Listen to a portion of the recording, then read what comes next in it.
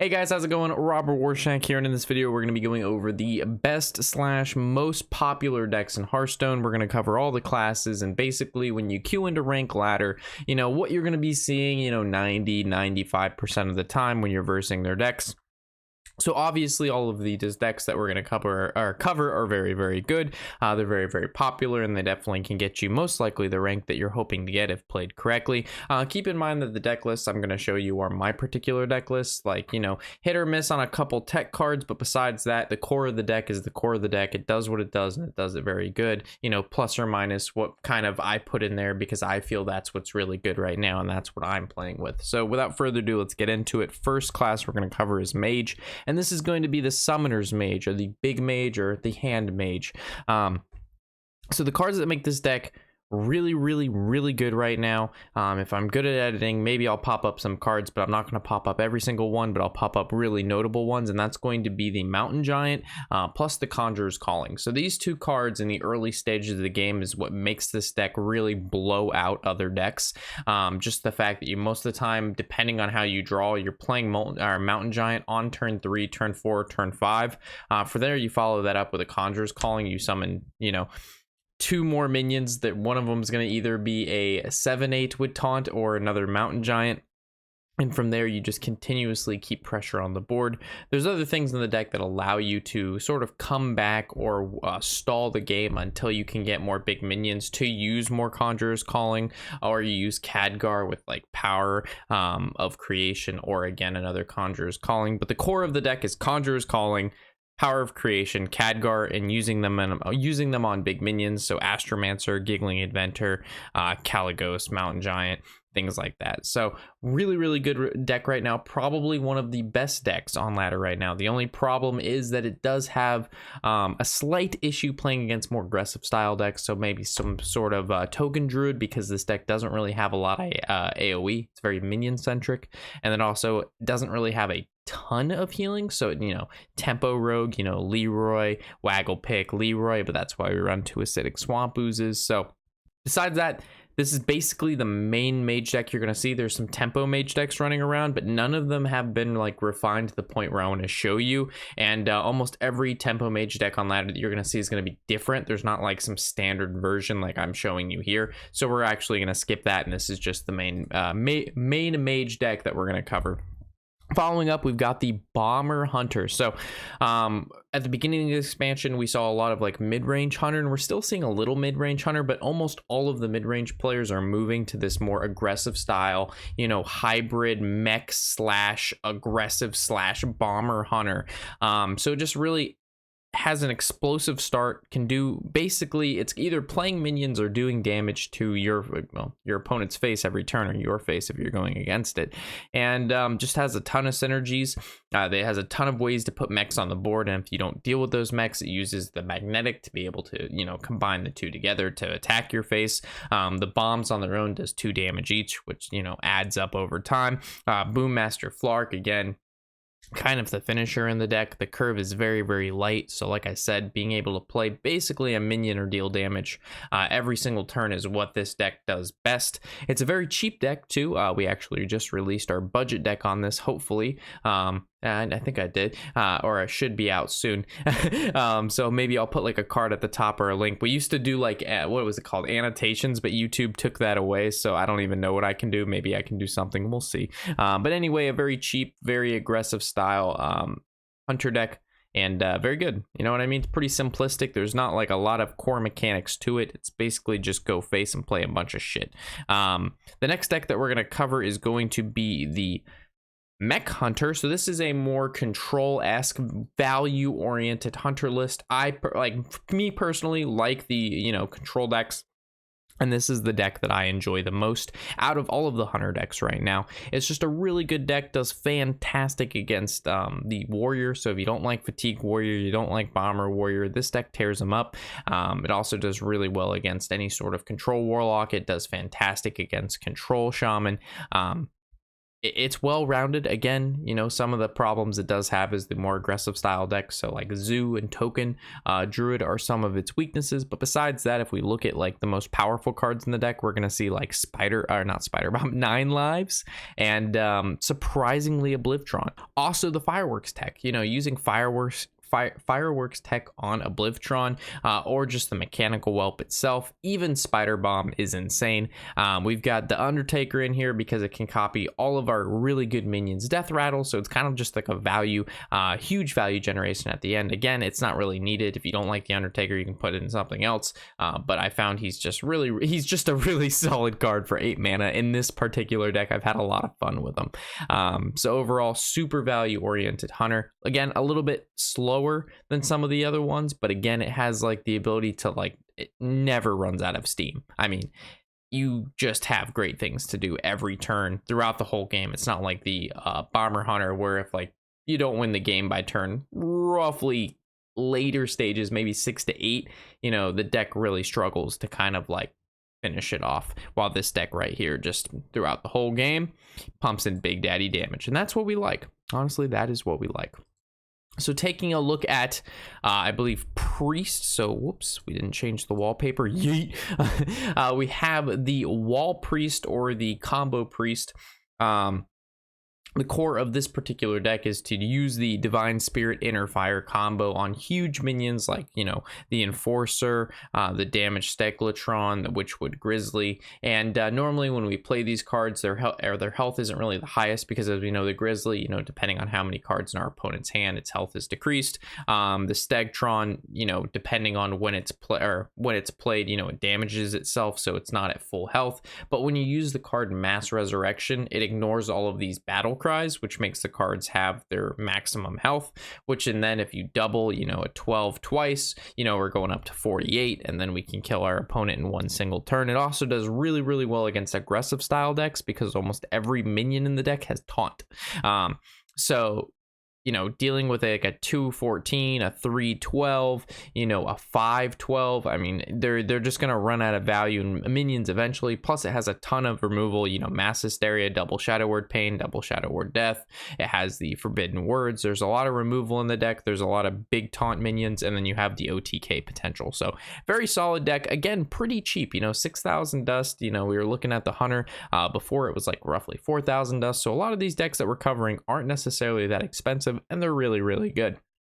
This is like, Priest is in a weird spot right now, because there's like, this is kind of the only Priest you're going to be playing against if you play against a Priest. There are like, I don't even want to, like, there's like the Chef Priest or the Nomi Priest, or the Just Desserts Priest is what I like to call it. But it's not the most popular one. This Wall Priest is basically what you're going to see 95% of the time. The other one, I would expect, if you go against a Priest in your top 100 legend, probably the Nomi Priest. But besides that, it's going to be this rendition. So I didn't really feel like covering it too much. And also, again, I didn't want to cover this too much because it was like one of the most popular decks in the previous expansions, the Wall Priest.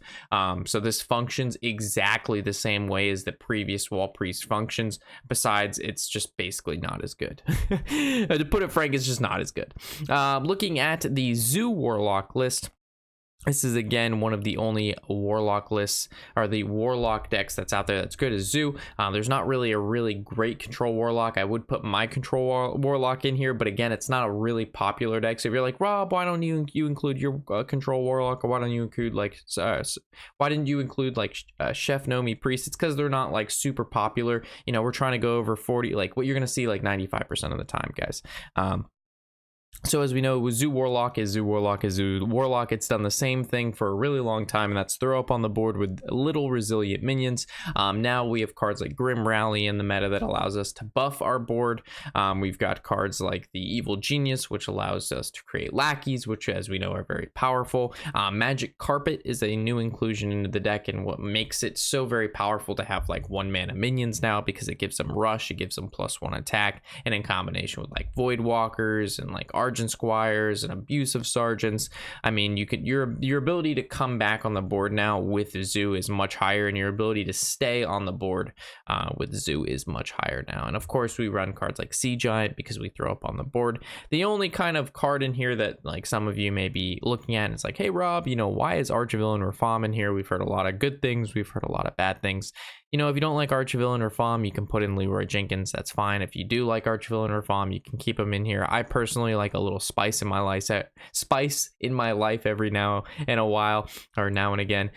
So playing Leroy Jenkins, while it's maybe a better card sometimes, you know, we're playing Hearthstone for fun, and Archvillain Reform is indeed fun. So like, you got to remember at the end of the day, you know, win rates are cool and all, but you know, you got to spice it up every once in a while, guys. You can't just keep that straight copy pasta every day and then expect to have fun. You know what I'm saying? Like, I get a lot of, Rob, you know, I've been playing this deck, I'm not having fun. You know, what do? Play a deck you have fun with.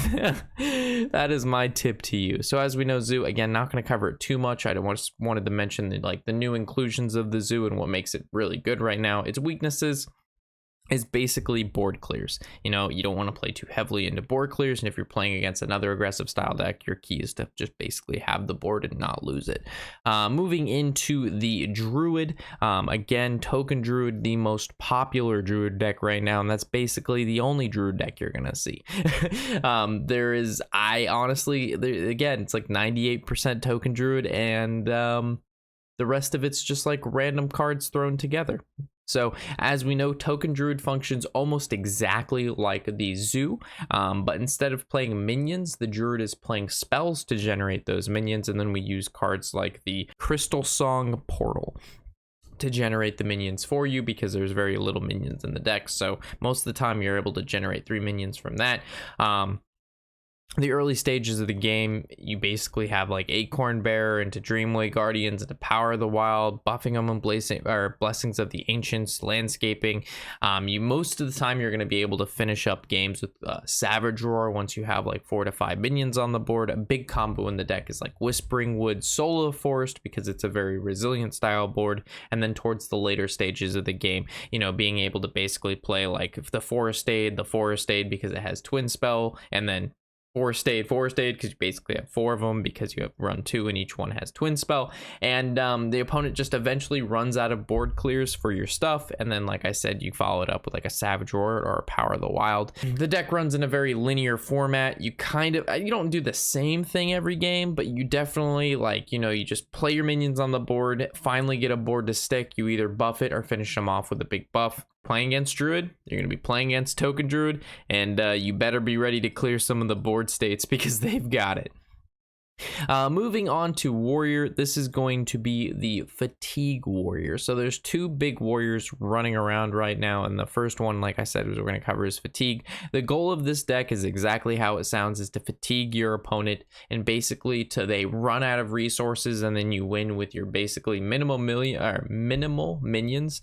But the main thing that wins you games is Dr. Boom, Mad Genius, and that's the not Death Knight, but the hero that you can transform your guy into, and the hero powers and the ability to give your mechs rush is just insane. So this is like, from the like pro players or the really high caliber legend players, Fatigue Warrior is kind of their choice of the pie, and we've seen this before in the Justicar True Hard meta, and also if we remember the Odd Warrior meta, you know, where you have tank up.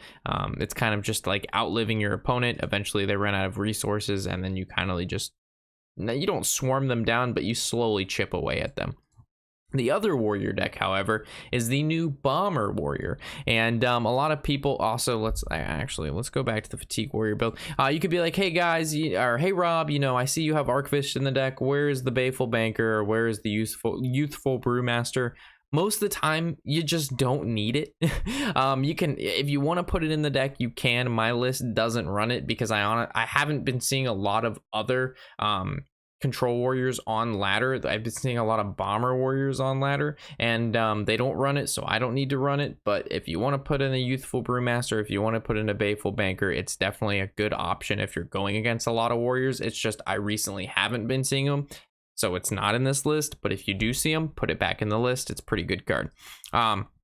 Looking at my Bomber Warrior, this does include the Youthful Youthful Brewmaster, but that's only because brewmastering in more bombs in their deck is pretty good. Also, Youthful Brewmastering like Dinomatic and Blastmaster Boom is really good. So it's like Youthful Brewmaster is for other things other than Archivist. It just happens to also be good with Archivist. So hopefully we've clarified that. But the point of this deck is to basically put a bunch of bombs in their deck through cards like the Clockwork Goblin and the Wrench Caliber. And the way we put more bombs in their deck is cards like the Augmented Alec. So most of the time we can put anywhere between like 6 to 8 bombs in someone's deck pretty easily throughout a game. We can do upwards of like 10 to 12 if we get lucky and we get done what we need to get done in regards to playing basically 2 bombs a turn if something lives, or we draw them early on, or we create more bomb mechanics out of the Omega Assembly, out of Dr. Boom. But overall, this particular warrior deck is a little bit faster in how quick the games are when you're playing against people, because the bombs make up for the minions that the deck doesn't have to do the damage, while fatigue is dependent on basically just you have more removal and you have more like scenario based minions that do well in certain situations to answer things. Definitely pretty good, and I recommend if you want to interested in playing warrior, both builds are really good. I would say like give each a try, and if you had to pick one, go with what you think is best. I think both are good enough to be played and easily hit legend, not easily hit legend, but you know, both of them are played in legend and have hit legend. Looking at Shaman. So Shaman actually, I believe, has the most decks out of all of the classes that we're going to see on ladder and deck archetype wise. And the first one's going to be Murloc. So this is just hyper aggressive Murloc Shaman.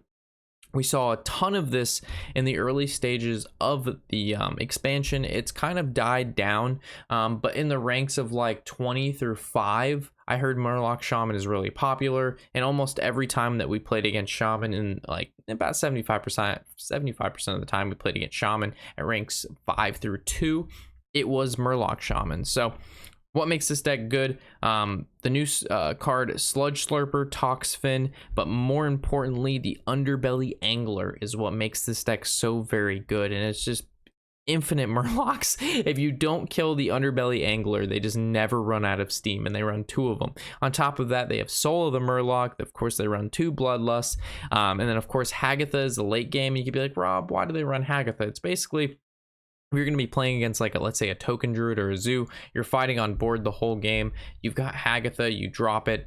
Every time you play a Murloc, which the entire deck is filled with them, there's only 2 spells or 4 spells if you count Soul the Murloc in this deck.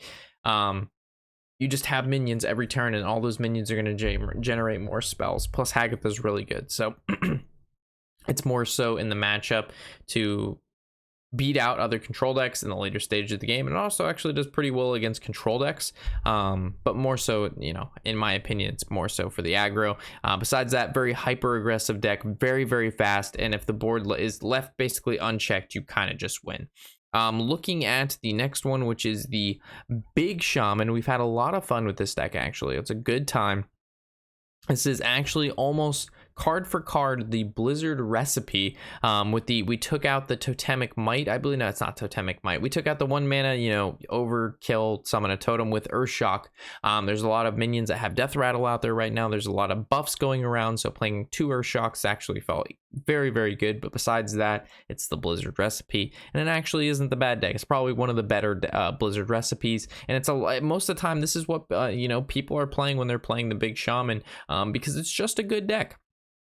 What does it do? So basically, the reason you're not running any other minions, you'd be like, Rob, why don't you run Archivist, or, you know, it's a Big Shaman, or it's a control, why don't you run Alexstrasza and all this stuff? The key is we don't want to run cards with like really important battle cries, because if we Muckmorpher them, the Muckmorpher doesn't get the battle cry. If we go Eureka, it doesn't get the battle cry. So we want cards that have like end of the turn effects, or charge or rush. So that's exactly why we run cards like Ziliax, because it has rush. So if Mechmorpher hits that, we can get immediate value. Alakir again has charge, so we can get immediate value. We have Walking Fountain, has rush and lifesteal, and Wind Fury, we get immediate value. Ysera, an end of the turn effect, and then Big Bad Archmage, end of the turn effect. So as you can see, there's a point to all of the minions in the deck. We can't play other stuff because they wouldn't be able to get their full value, while all of these cards, regardless of how they're played, whether it be Eureka or Muckmorpher, full value is obtained through end of the turn effects, charge or rush. Solid deck, very fun. I don't think it's the most competitive of all of the decks we've covered, but it's definitely a popular deck that people are playing, and that's why I bring it up. Like, I've seen a lot of people play this deck, and it seems to be pretty good, so figured I'd cover it. Next deck we're going to cover is probably it's like first or second for the most popular of the shamans, and it's going to be the control shaman. I like to call it the do nothing shaman.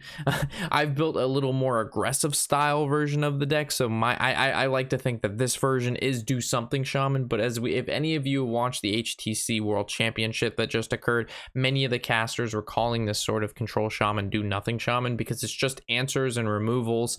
It doesn't actually have a clear win condition other than just kind of like similar to the warriors, fatiguing or getting your opponent to run out of resources, and then you kind of kill them with like mediocre minions or just chip damage over the amount of time. But it does have a shit ton of value. I mean, this deck oozes value. It oozes the ability to clear minions. I mean, if we look at every step of the way through the game, in the early stages, we've got Zap, Earth Shock, Lightning Bolt, and you know that leads into like Lightning Storm and Witch's Brew for heals. We've got you know, in the middle of the game, we have a nice Hex for any sort of like, you know, big Death Rattle or big minion.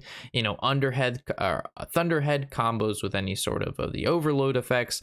In the middle of the game, we've got like Hagatha Scheme to clear the board. We got Fire Elemental to clear little guys. We've got Swamp Queen Hagatha. For a decent amount of value. She's actually underperformed most games that I've played her, but you know, she's cool. Archivist is to be able to survive in the late game versus warriors. Hagatha's for the ultimate value. Walking Fountain because it's basically just amazing. And Shudderwook because he's a shit ton of value, and he's also be like, Rob, you know, you don't like Shudderwook? No, I don't have a problem with the card Shudderwook. I had the problem with OTK Shudderwook where they played that single card after they played a bunch of fucking shitty battle cries, and they won the game because they played this one minion after stalling and playing a bunch of Life Drinkers and Serenite Chain Ganks and then Grumble. Like, that was the shitty version of the deck. Playing Shudderwook to trigger like Archivist to get 10 extra cards in your deck, you know, generate some extra elementals from Menacing Nimbus. You know what I mean? Getting a Swamp Queen Hagatha's effect. There's a difference between playing a card for like a lot of value and playing a card and then just winning because you played this card. Like, there's a big difference in my opinion, and like Shudder is fine on its own, but that OTK version was fucking cancer. Moving along to the Rogue, we have the Pirate or the Tempo Pirate Rogue variant. So there's two tempo rogues in my opinion that are doing really, really well right now.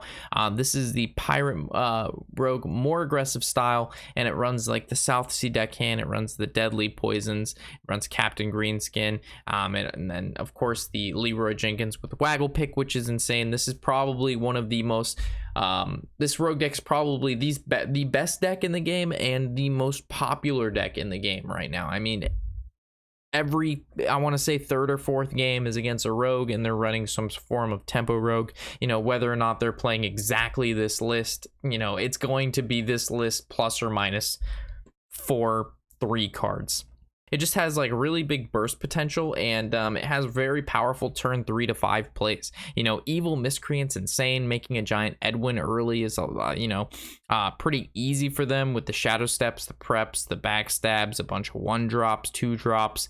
From there, you know, they basically also call this like turn 8 rogue, is because Leroy Jenkins, you know, attack, Waggle Pick, return Leroy Jenkins, and then play Leroy Jenkins again. Takes 8 mana. It's 16 damage burst, and you could have no minions on the board and do 16 damage burst with 8 mana, which is insane with the Leroy Waggle Pick combos. So again, it's not even like a cheap deck. You actually don't really need Togwaggle, so it makes it a little bit cheaper. But overall, really popular, really powerful deck. Probably the best deck right now. Probably the best deck right now. Looking at the other version of the deck, this is the more, my opinion, I think it's a cooler deck. It's probably a lot more fun to play, but it's not as good against other rogues. But it seemingly is good against all of the other classes besides rogue. Is the kind of like Thief Rogue or Vendetta Rogue. And it runs sort of the same package. If you're looking at the decks, you know, it has the Evil Miscreants, it has Edwin, it has the Raiding Party. But what it has in the deck that makes it, in my opinion, think think it's cool is the Underbelly Fence, the Blink Fox, and the Hench Clan Burglar and the Vendetta. And this adds a sense of like you're getting cards from your opponent's class. You know, you're being a thief, which is what a rogue should do. You're using their own cards to your advantage to be able to combo and do really cool and unique things. This is, if I was thinking of like a rogue, you know, this is the kind of deck that I would like to play, just because it's a little bit funky, it's a little bit weird. Every game's going to be kind of different, and you get to utilize a little bit of other, you know, classes in your rogue class, so you can understand them a little bit better yourself and get a well-rounded feel of some other classes besides just the class you're currently playing, which in my opinion adds depth to the game. So if you were to say, Rob, what's the better rogue deck on ladder? Probably the Pirate Aggro one is just slightly better, just because you're going to be going against a lot of other rogues. And like if you're playing this particular version, it's not as good when you're copying other rogue cards, because Vendetta isn't as good, and Vendetta is a huge tempo swing. But, you know, either or, solid deck, really fun. Yeah, it's definitely going to get some wins. Moving to, I want to say Paladin, but there is no Paladin, so that is just it. I have no Paladin decks here because there's a Mech Paladin, but it's not really popular enough for me to cover right now. Again, if a new deck pops up that I didn't cover in this monthly meta and it's starting to see a lot of play, we'll cover it in the next monthly meta. But this is currently, you know, out of my hundreds of games played this previous month, these are kind of the decks that I've seen. Like when you queue into ladder class 95% of the time, and that's what I'm going to cover for you guys, because it makes the best bang for your buck when studying, you know, what to play against and what would their deck possibly look like. So with that, if you enjoyed the video, throw a like, throw a comment in the section below. KXD is good enough for me, or maybe something a little bit more to elaborate on something maybe I didn't cover. And again, guys, if I seem really tired, I'm recording this at like 3 o'clock in the morning after watching Endgame. It was a really good movie, but I need to get this out to you guys. So if I'm like kind of like, ooh, it's because I'm fucking tired as shit and I'm gonna go to bed after this. But Endgame, super good. I'm not gonna spoil anything for you, but yeah, that's why I seem a little bit tired. So as with that, I'm Robert Warshank. Thank you guys for watching, and I'll see you in the next video. Fuck that ad again. I'm Robert Warshank. Thanks for watching, and happy whatever the hell day it is. I can't believe I messed that up like 4 times.